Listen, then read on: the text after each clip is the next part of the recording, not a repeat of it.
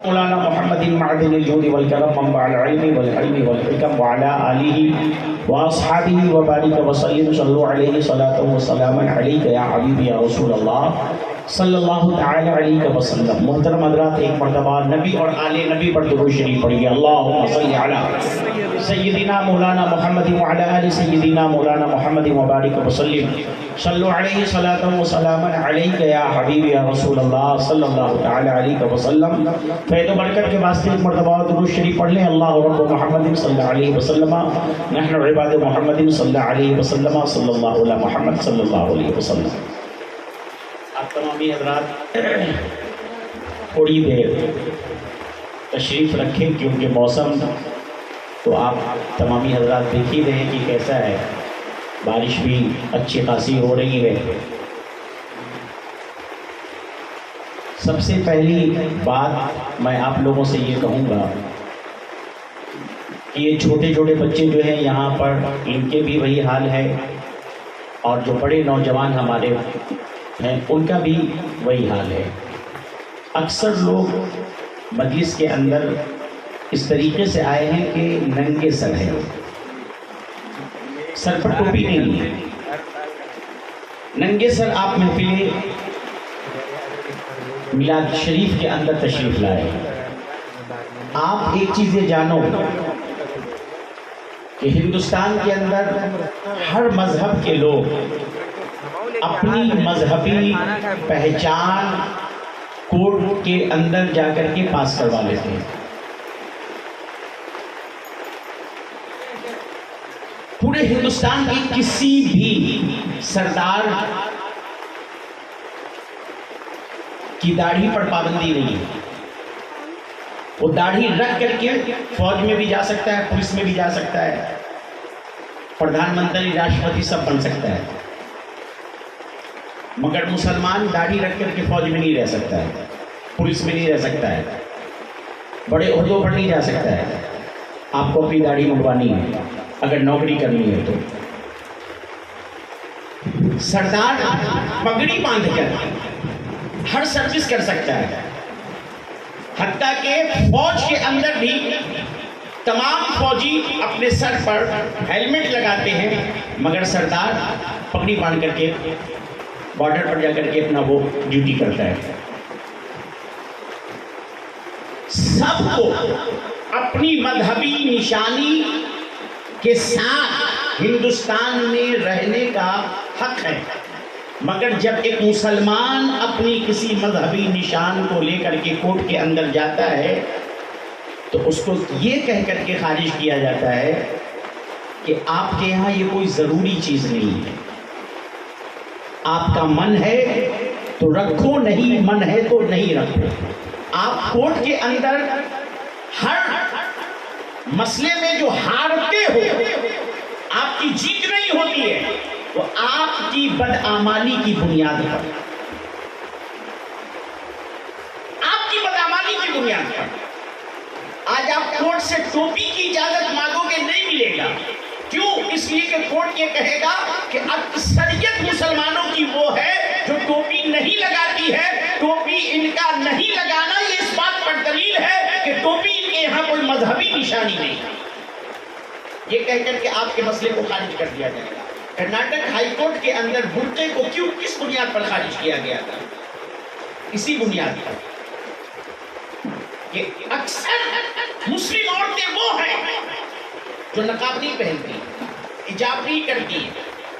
اس سے پتہ یہ چلا کہ یہ حجاب مسلمانوں کا کوئی مذہبی پہچان نہیں ہے، اس لیے انہیں کیمپس کے اندر، کالج، یونیورسٹی کے اندر نقاب کی اجازت نہیں ملے گی، حجاب کی اجازت نہیں ملے گی۔ تو ہم اور آپ ہندوستان کے کسی بھی کورٹ میں اپنے دینی مسائل پر جب حملے ہمارے ہوتے ہیں اور ہم وہاں ہارتے ہیں تو وہ ہارنے کی وجہ کیا ہے؟ ہماری اپنی بدعمالی، ہماری اپنی بدکرداری۔ آج اگر مسلمان چاہے کہ ہم داڑھی کے مسئلے پر جیت جائیں کورٹ سے، وہ نہیں جیت سکتا ہے۔ اذان کے مسئلے پر آپ جیتنا چاہو کورٹ سے نہیں جیت سکتے ہو۔ آپ کو میں بتاؤں ملک ہندوستان کا ایک مشہور شہر جس کا نام کولکاتہ ہے، وہاں ایک مسجد ہے، بڑی مشہور مسجد ہے، مسجد ناخدا مسجد، بڑا بازار کے علاقے میں، پورا مسلمانوں کا علاقہ ہے، مگر وہاں فجر کی نماز کی اذان لاؤڈ اسپیکر سے نہیں دینے کی اجازت ہے۔ ناخدا مسجد میں فجر کی اذان لاؤڈ اسپیکر سے نہیں ہو سکتی۔ کیوں؟ کلکتہ ہائی کورٹ سے وہاں کا مسلمان مقدمہ ہار چکا ہے۔ کیوں ہارا؟ ایک مہینے تک ہائی کورٹ نے ایک کمیٹی بنا کر کے فجر کے وقت مسجد کے باہر کھڑا کروا دیا۔ مسلمان کو کوئی ہوش نہیں تھا۔ کمیٹی کے لوگ روزانہ فجر کے وقت آ جاتے، گیٹ کے پاس آ کر کے اجنبی بن کر کے بیٹھ جاتے، کھڑے ہو جاتے، اور وہ روز دیکھتے کہ فجر کی نماز میں کون آ رہا ہے۔ سب کی شکل پہچانتے رہے، آدمی گنتے رہے، گن کر کے لکھتے رہے۔ ایک مہینے کا سروے کرنے کے بعد کورٹ کے اندر مخالف پارٹی نے یا کورٹ نے جو کمیشن بیٹھائی تھی اس نے یہ کہا کہ یہ وہ لوگ ہیں فجر کی نماز میں آنے والے کہ مسجد میں اذان ہو یا نہ ہو، ان کے کانوں تک اذان پہنچے یا نہ پہنچے، یہ روزانہ مسجد میں آتے ہیں، اور وہ تمام لوگ جو مسجد میں نہیں آتے، چاہے جتنی بھی کس کے آواز دی جائے، وہ نہیں آتے تو نہیں آتے۔ اس سے پتہ یہ چلا کہ جو نماز پڑھنے کے لیے آنے والے لوگ ہیں انہیں لاؤڈ اسپیکر کی کوئی ضرورت نہیں ہے، لہذا لاؤڈ اسپیکر سے نماز اذان پر پابندی لگا دی جائے، کیونکہ اکثریت لوگ لاؤڈ اسپیکر کے آواز سے ڈسٹرب ہوتے ہیں، ان کی نیند خراب ہوتی ہے۔ اور اس سروے کی بنیاد پر کلکتہ ہائی کورٹ نے ناخدا مسجد کے اندر فجر کی اذان پر لاؤڈ اسپیکر پر پابندی لگا دی۔ غلطی بتاؤ کس کی ہے؟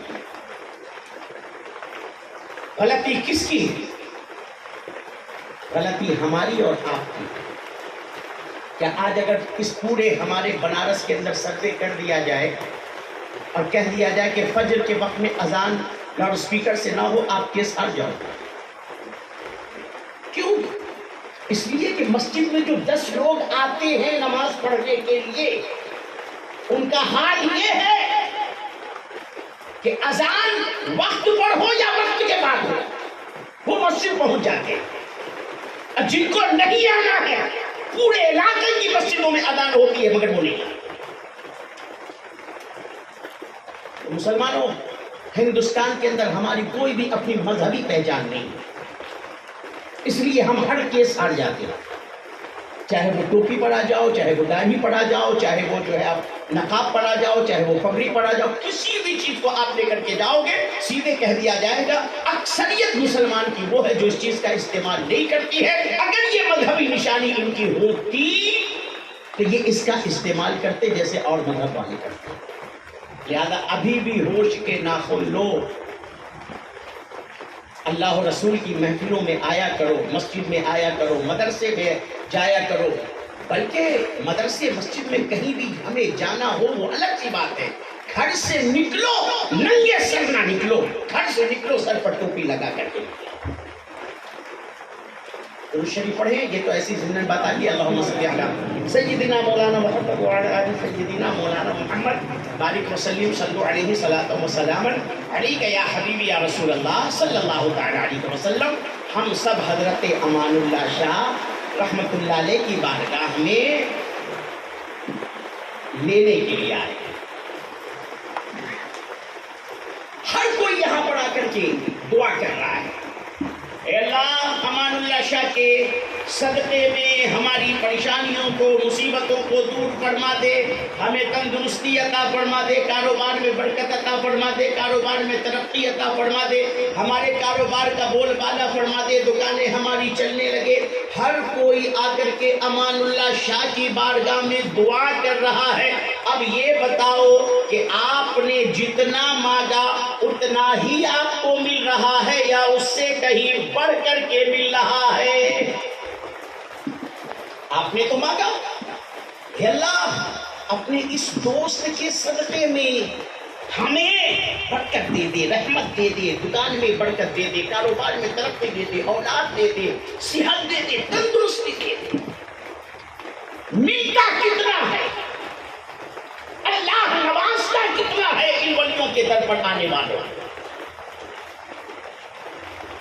محمود بادشاہ بہت مشہور بادشاہ گزرا ہے، محمود غزنوی۔ اس بادشاہ کے غزنوی کے علاقے میں کسان آدمی تھا، مزدور۔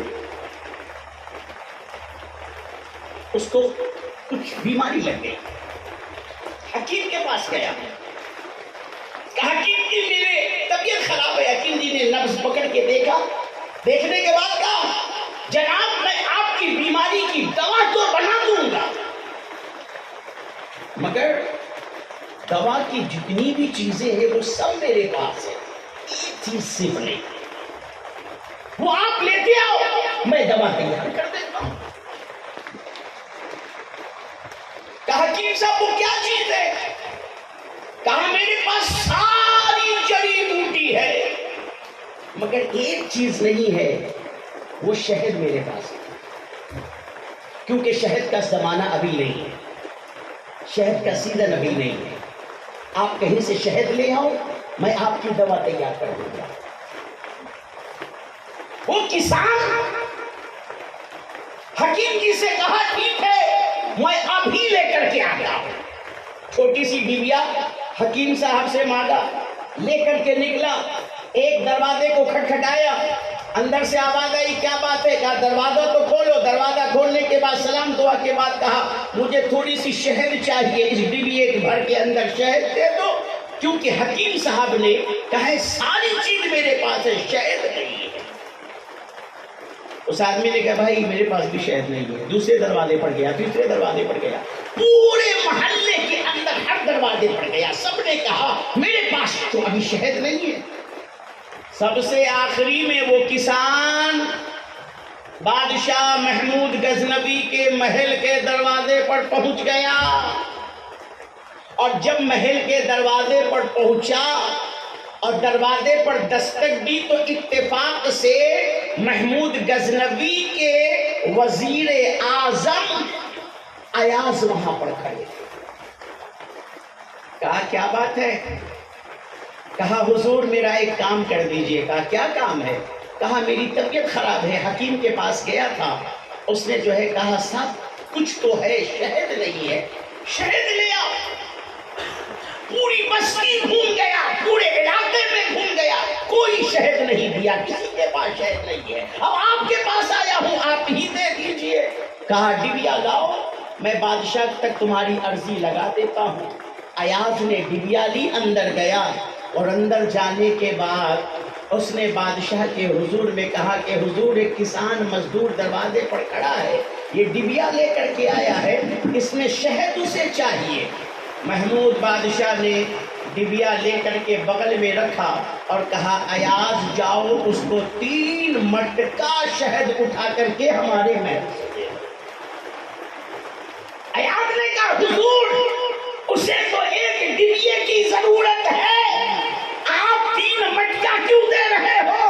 بادشاہ نے کہا ایاز وہ مزدور ہے، اپنی حیثیت کے اعتبار سے مانگ رہا ہے، میں بادشاہ ہوں اپنی حیثیت سے نہ مانگ رہا ہوں، ہم مزدور ہیں اپنی حیثیت سے مانگا کرتے ہیں، امان اللہ شاہ اللہ کے ولی ہے، یہ اپنی حیثیت کے اعتبار سے نہ مانگا۔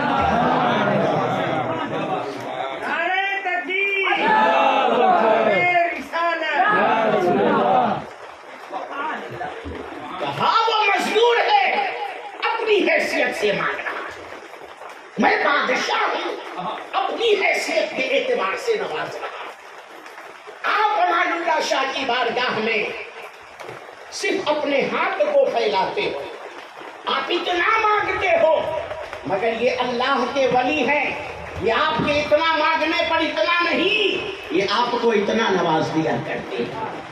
آپ کا مانگنا اپنی حیثیت کے اعتبار سے ہوتا ہے، ان کا نوازنا اپنی حیثیت کے اعتبار سے۔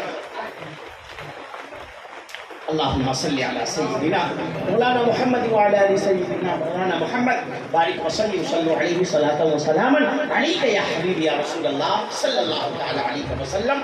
محترم حضرات، میں نے جو آیت کریمہ پڑھی ہے اس پر تھوڑی دیر گفتگو کر کے تقریر کو میں ختم کروں گا. اس کے بعد پھر جو پروگرام ہے آگے نعت خوانی وغیرہ کا وہ اپنا چلے گا. میں نے قرآن مجید کی بڑی مشہور آیت پڑھی ہے. ہر حافظ قرآن، ہر عالم دین، ہر مداح رسول آیت سن کر کے سمجھ جائے گا کہ مجھے کیا بیان کرنا ہے. اِنَّكَ لَعَلَىٰ خُلُقٍ عَظِيمٍ. اسی پر تھوڑی دیر گفتگو کروں گا. بے شک اے محبوب صلی اللہ علیہ وسلم، آپ کی خون اور آپ کی بو بڑی شان والی. رسول پاک صلی اللہ علیہ وسلم کے اخلاق اور کردار کا ذکر اللہ نے اس آیت کے اندر کیا. تعریف فرمائی ہے اپنے محبوب صلی اللہ علیہ وسلم کے اخلاق. آج ہم نبی کے امتی کے اندر سب سے زیادہ اسی چیز کی کمی ہے. ہم اخلاق و کردار کے بالکل پستی میں گر چکے. ہمارے رسول کریم صلی اللہ علیہ وسلم کا اخلاق جتنا اعلیٰ ہے، آج ہم ان کے امتی ہیں. آج ہمارا اخلاق بالکل نیچے کے گراوٹ پر آ چکا ہے. آج ہم سے کوئی متاثر نہیں ہوتا، آج ہم سے کوئی خوش نہیں ہوتا، آج ہم سے کوئی قریب نہیں ہوتا. آج مسلمانوں کے بڑھوتری کا سلسلہ بند ہو چکا ہے. ورنہ رسول پاک صلی اللہ علیہ وسلم کے اخلاق پر اگر ہم اور آپ عمل کر لیں تو سرزمین ہندوستان پر ہمیں تبلیغ کرنے کی ضرورت نہیں پڑے گی.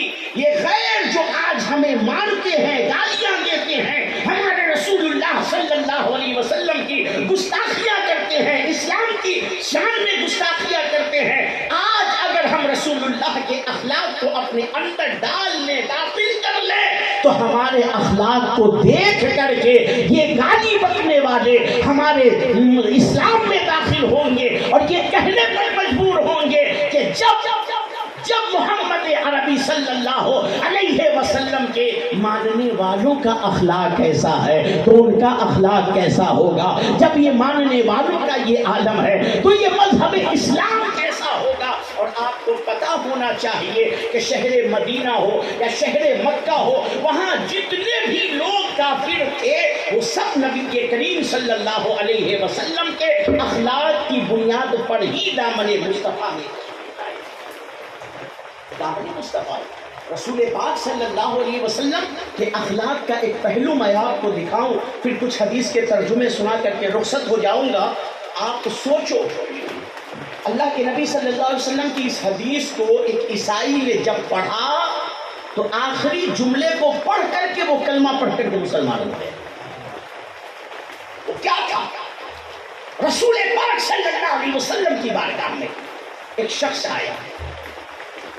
آنے کے بعد کہنے لگا، یا رسول اللہ صلی اللہ علیہ وسلم، آج 3 دن ہو گئے میرا بیٹا کہیں گم ہو گیا ہے، کہیں چلا گیا ہے. میں نے پورے مدینے میں، پورے علاقے میں، ہر بستی، ہر محلے میں ڈھونڈ لیا، مگر کہیں اے میرے آقا میرے بیٹے کا عطا پتہ نہیں ہے. یا رسول اللہ، میں آپ کی بارگاہ میں اس لیے آیا ہوں، آپ دعا کر دیجئے اللہ تبارک و تعالیٰ سے کہ میرا بیٹا جہاں بھی ہو اللہ صحیح سلامت مجھے عطا فرما دے. میں تو باپ ہوں یا رسول اللہ، میں برداشت کر رہا ہوں، مگر میری بیوی جو میرے بیٹے کی ماں ہے رو رو کر کے بہت برا حال ہے. 3 دن ہو گئے، نہ کچھ کھایا ہے نہ پیا ہے. اے لوگو، اب اس جملے سے ذرا سوچو. نوجوانوں، آپ بھی کہیں چلے جاتے ہو نا، آپ کی ماں کا بھی یہی حال ہو جاتا ہے. جب بغیر بتائے گھر سے نکلتے ہو آپ کی امی بھی پریشان رہتی ہے، نہ جانے بیٹا کہاں چلا گیا ہے، کب اتنی دیر سے کہاں ہے، ابھی تک آیا نہیں ہے. اور جب وہی ماں جو آپ کے لیے پریشان بیٹھی ہوتی ہے، آپ واپس آتے ہو، ماں بڑے پیار سے کہتی ہے، اے میرے لال، اے میرا بیٹا، تو کہاں چلا گیا تھا، اتنی دیر سے کہاں تھا. ماں فکر میں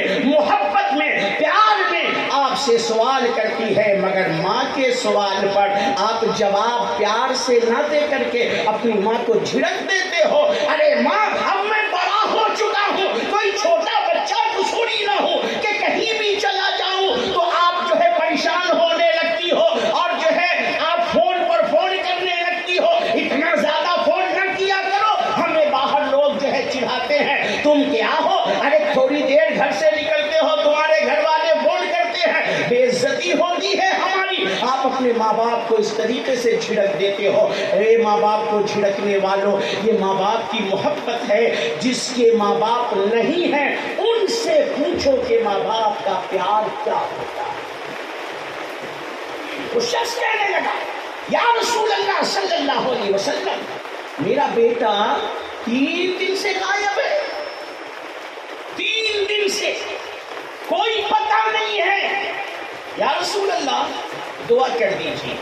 ایک صحابی کھڑے ہوئے, کہا یا رسول اللہ ابھی میں نے تھوڑی دیر پہلے اس کے بیٹے کو شہر مدینہ کے فلاں باغ کے اندر بچوں کے ساتھ کھیلتے ہوئے دیکھا ہے.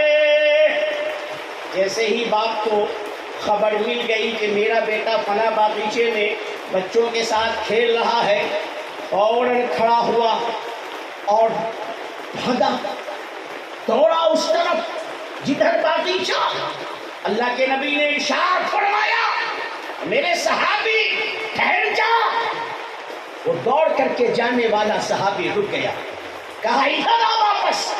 بارگاہ نبی میں آیا, کہا سن, جب تو باغیچے میں جانا اور تیری نظر جب تیرے بیٹے پر پڑے تو اپنے بیٹے کو بیٹا کہہ کر کے نہ پکارنا, اپنے بیٹے کا نام لے کر کے پکارنا.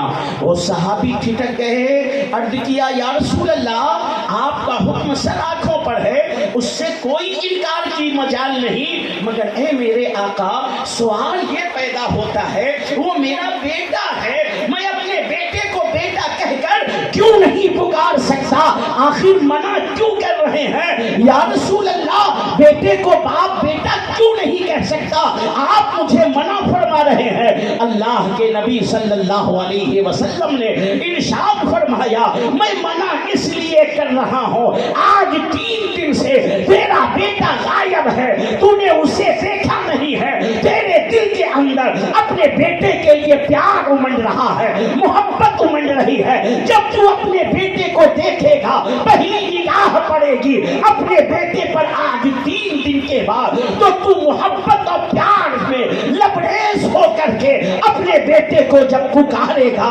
اے میرے بیٹے, ہو سکتا ہے ان کھیلنے والے بچوں میں کوئی یتیم بھی ہو, کوئی ایسا ہو جس کا باپ دنیا سے جا چکا ہے, جب وہ تجھے دیکھے گا کہ تو اپنے بیٹے کو بیٹا کہہ کر کے پکار رہا ہے, اس یتیم کا دل ٹوٹے گا. آج اگر میرا باپ بھی ہوتا تو وہ مجھے بھی بیٹا کہہ کر کے پکارتا. اسی لیے میں تمہیں منع کر رہا ہوں کہ تو اپنے بیٹے کو ان بچوں کے بیچ میں بیٹا کہہ کر کے نہ پکارنا تاکہ کسی یتیم کا دل ٹوٹے گا. یہ ہے نبی کریم صلی اللہ علیہ وسلم کا اخلاق, لوگوں کے دلوں کا اس قدر نبی خیال فرماتے ہیں کسی کا دل نہ ٹوٹنے پائے. اور اولیاء اللہ نے بھی اسی پر عمل کیا ہے.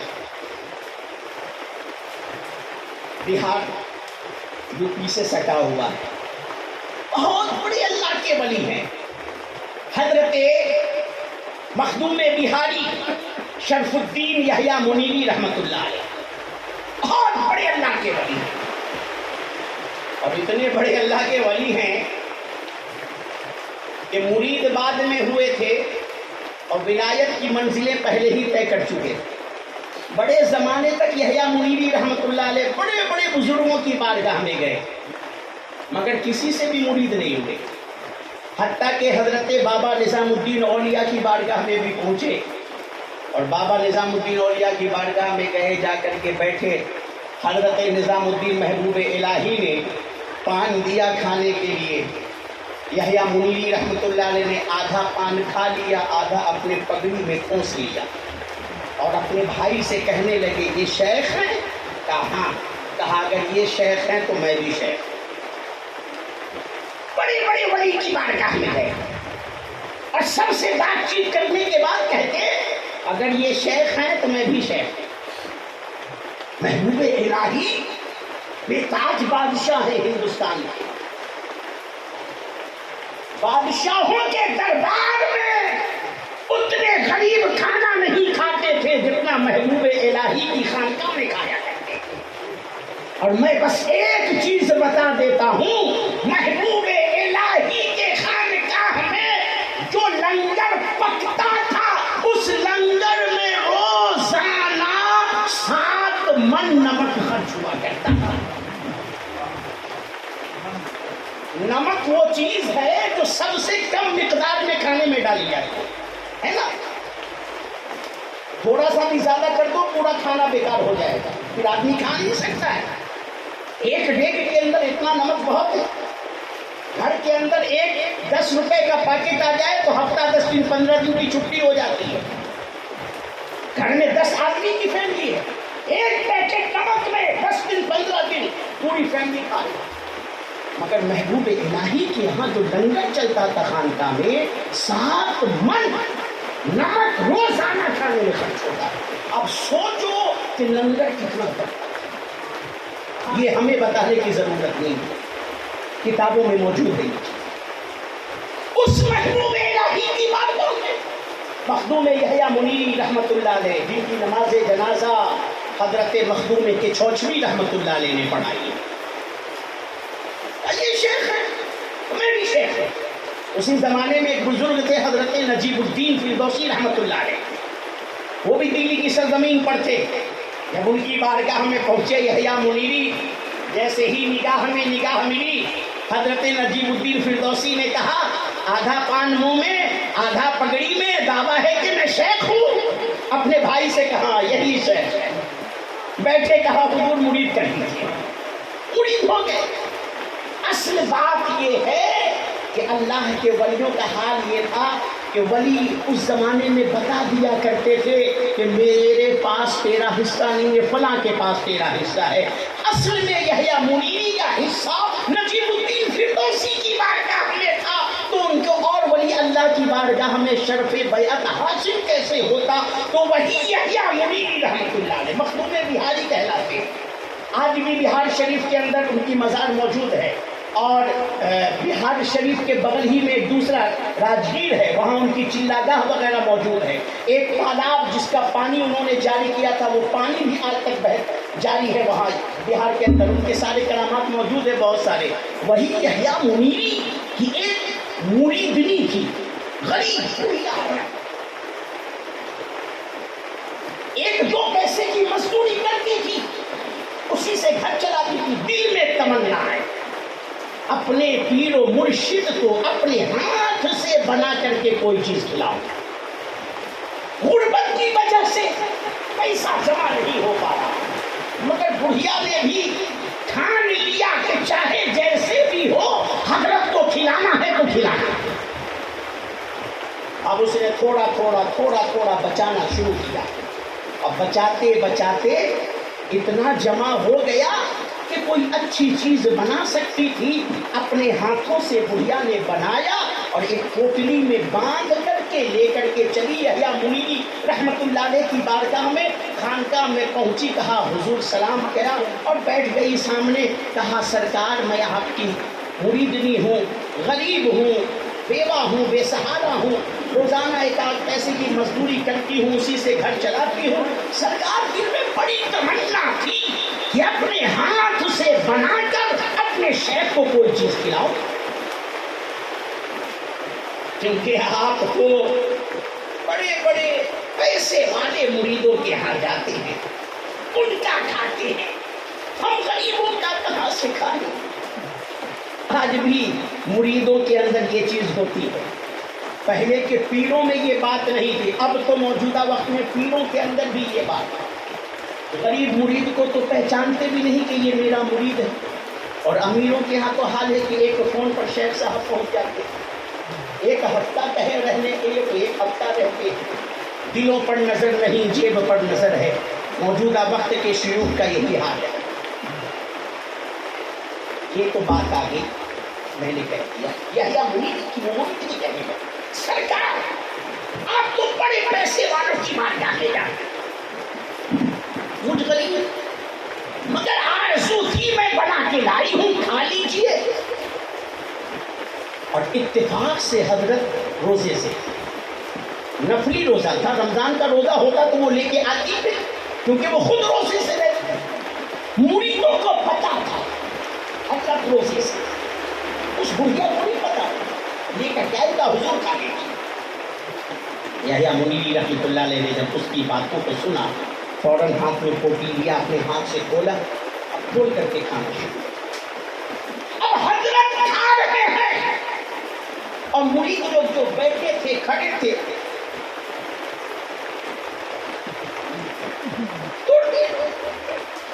اچھا کھانا دے کے کھا ٹوٹ گیا, کنچی مار رہی, ہمت نہیں کہی, ٹوٹ گیا نہیں. اس نے حضرت نے کچھ کھایا, اس کے بعد کہا بڑھیا نے کہا حضور میری دل کی آرزو تمنا کوٹھی اٹھائی, بڑھیا چلی گئی اسلام کر. اب جو بڑے قریبی مرید تھے انہوں نے کہا حضور آپ روزے سے تھے, آپ نے روزہ توڑ دیا. اب حضرت کا جواب سنو. حضرت نے ارشاد فرمایا سنو, شریعت نے روزہ توڑنے کا کفارہ مقرر کیا ہے, دل توڑنے کا کفارہ نہیں مقرر کیا ہے. اس کا دل ٹوٹ جاتا تو میں کون سا کفارہ, میں نے روزہ توڑا ہے کفارہ دے دوں گا, میں نے روزہ توڑا کفارہ دے دوں گا. روزہ توڑنے کا کفارہ شریعت نے بنایا, دل توڑنے کا کفارہ شریعت نے نہیں بنایا. دلوں کا نہ توڑا کرو کسی کا, دل جوڑنے والا تھا, دل جوڑنے والا. اور اگر جوڑ نہیں سکتے ہو تو توڑنے والا بھی کام نہ کیا. آج ہم لوگ اپنی زبانوں سے لوگوں کو تکلیف دیتے ہیں, لوگوں کا دل دکھاتے ہیں, لوگوں کا دل توڑ دیتے ہیں, انکار کر دیتے ہیں فٹ سے. رسول پاک صلی اللہ علیہ وسلم اس تعلق سے ایک حدیث پاک سنو. وہ حدیث ایسی ہے کہ اگر میں اس پر تقریر کرنا چاہوں تو اس ایک حدیث پر تین تقریر کر سکتا ہوں ایک ہی پوائنٹ. حضرت انس رضی اللہ تعالیٰ بڑے مشہور صحابی, رسول اللہ کے خادم ہیں, انہیں خادم رسول اللہ کہا جاتا تھا. جب چھوٹے سے تھے, گود میں تھے, تو رسول اللہ مدینہ شریف آئے تھے ہجرت کر کے. حضرت ام سلیم کے بیٹے ہیں. حضرت ام سلیم حضرت انس کو لے کر کے آئی, کہا یا رسول اللہ اس بچے کو آپ اپنے پاس رکھ لیجئے, اتنے چھوٹے تھے. نبی نے فرمایا اے ام سلیم یہ تو بہت چھوٹا بچہ ہے, یہ میرے کس کام کے آئے گا. صحابہ کی محبت دیکھو. ام سلیم نے کہا یا رسول اللہ جب جنگ پر جائیے گا اسے ساتھ میں لے کر کے جائیے گا, ڈھال نہ ہوگا تو اپنے سامنے میرے انس کو ڈھال بنا لیجئے گا, دشمن کی تیر چلے میرے انس کو لگ جائے آپ سلام